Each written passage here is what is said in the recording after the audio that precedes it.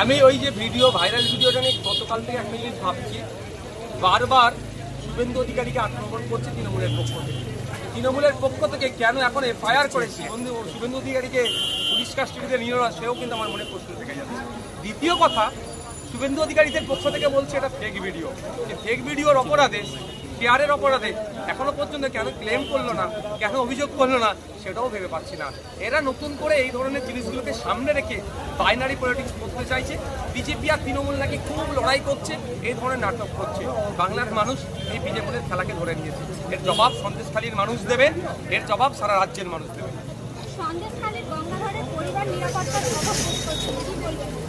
সারা দেশে, সারা দেশ এবং সারা রাজ্যে বিরোধী যারা আছে তাদের সাথে কি হচ্ছে দেখুন।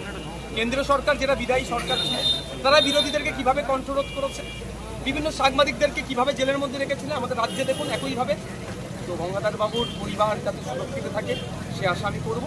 ঠিক একইভাবে গুজরাটেও বিরোধী পরিবারের লোক যাতে সুরক্ষিত থাকে সে আশাটাও বিদায়ী সরকারের কাছ থেকে বা যারা দায়িত্ব আছে তাদের কাছ থেকে।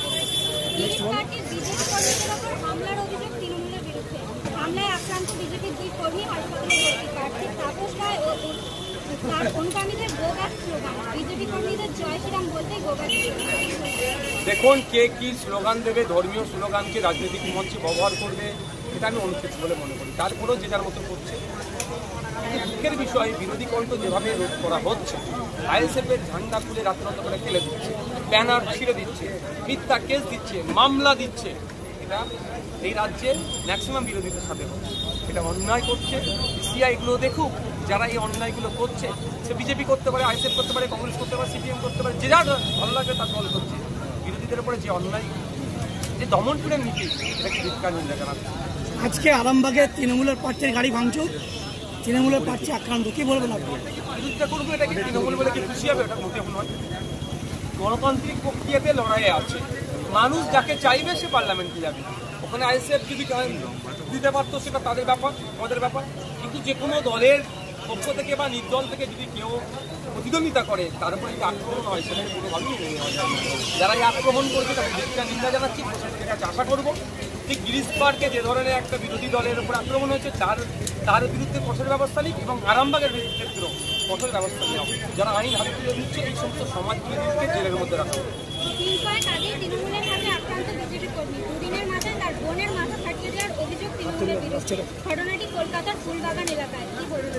দেখুন এই তৃণমূল বিজেপির কথা বারবার উঠে আসছে, তো আমি আপনাদের মাধ্যমে বলবো তৃণমূল আর বিজেপির কর্মীদেরকে কেন নিজেদের মধ্যে আপনারা মারামারি করছেন? আপনাদের বড় নেতারা তো এক জায়গায় বসে চা খাচ্ছে, আপনারা কেন মারপিট করছেন?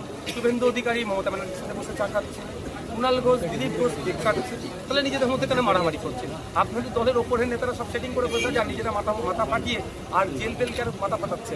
তো ওপর নেতাগুলোকে দেখুন আর গণতন্ত্র প্রতিষ্ঠিত করুন। কারণ আজকে নেতা আছে, নেতার হাত কাঁধে আছে, কালকে থাকবে না, কিন্তু জেলের ভাত খেতে হবে যারা অন্যায় করছে।